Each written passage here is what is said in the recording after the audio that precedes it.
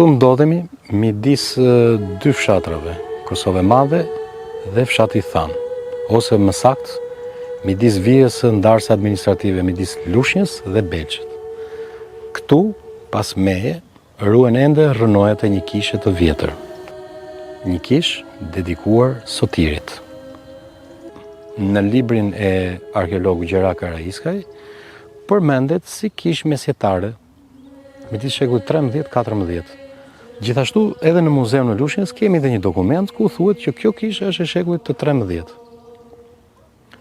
Mund të jetë prishur përpara vitit 1948, sepse edhe ata pak banor që e mbajnë mend deri diku, tregojnë që ka qenë një kishë e vogël, ndoshta një nefshe, e afreskuar, por që nuk është më e ruetur. Pra dallohen pas meje bloqe masive me përmasa 40 me 30 cm.